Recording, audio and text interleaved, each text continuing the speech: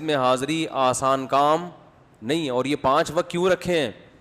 اقیم الصلاۃ لدلوک الشمس. یہ جتنی نمازیں اللہ نے فرض کی ہے نا, اس میں زمین میں کوئی انقلاب آ رہا ہوتا ہے, ٹائم چینج ہو رہا ہوتا ہے. فجر کی نماز کیا ہے؟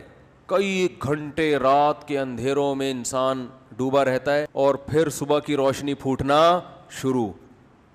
یہ اللہ کی قدرت کی دلیل ہے کہ اللہ دوبارہ سے دن کو ہمارے اوپر طلوع کر رہا ہے. ٹائم چینج ہو رہا ہے نا. دیکھو اسلام نے گھڑی کا اعتبار نہیں کیا. گھڑی کا جو ٹائم چینج ہوتا ہے یہ نیچرل نہیں ہے, سمجھ رہے ہیں؟ یہ تو انسانوں کا وضع کرتا ہے نا. حقیقت میں انسان کی زندگی میں جو ٹائم کی چینجنگ ہے نا, وہ اس کا دن کی اندھیرے روشنی سے گہرا تعلق ہے. اسی کا ہماری باڈی پہ بھی اثر پڑتا ہے. تو صبح کی روشنی طلوع ہونے والی ہوتی ہے, ایک دم زمین میں انقلاب آ رہا ہے. اس انقلاب کے وقت اللہ نے حکم دیا کہ اللہ کی اس قدرت کو دیکھ کر اللہ کا شکر ادا کرو اور اللہ کے سامنے سجدہ کرو.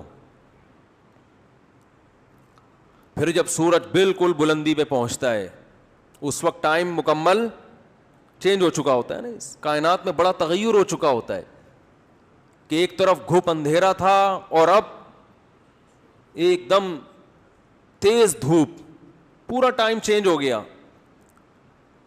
تو ایمان والے اس موقع پر بھی اللہ کو یاد کرتے ہیں اور اللہ کے گھر میں حاضر ہو کر عبادت کرتے ہیں. پھر شدید تیز روشنی کے بعد جب سورج ڈھلکتا ہے اور سورج کی تپش میں تغیر پیدا ہو جاتا ہے اور شام ہونے لگتی ہے, تو شام کا ٹائم دن کی روشنی سے بالکل ڈیفرنٹ ہوتا ہے, بالکل الگ ٹائپ کا وقت ہوتا ہے. وہ اس میں انسان کی باڈی میں بھی چینجنگ ہوتی ہے, تغیر پیدا ہوتا ہے, ہر لحاظ سے سب کچھ چینج ہو رہا ہوتا ہے. آپ کی ایکٹیویٹیز چینج, شام کی ایکٹیویٹیز الگ ہوتی ہیں, دن کی روشنی الگ ہوتی ہے. تو عصر کی نماز کا حکم دیا گیا کہ یہ وقت تبدیل ہو رہا ہے.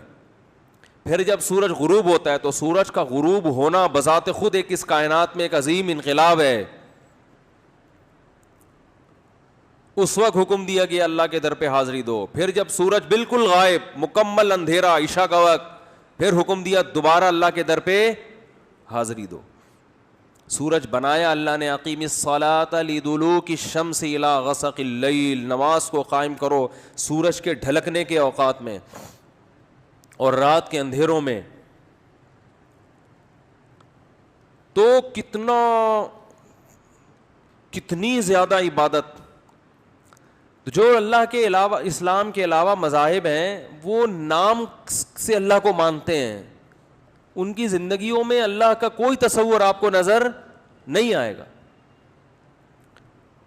اور اگر عبادت کرتے بھی ہیں نا, تو آپ جتنے اسلام کے علاوہ مذاہب ہیں ان کی عبادت میں مفاد پرستی کے علاوہ کچھ بھی نظر نہیں آئے گا.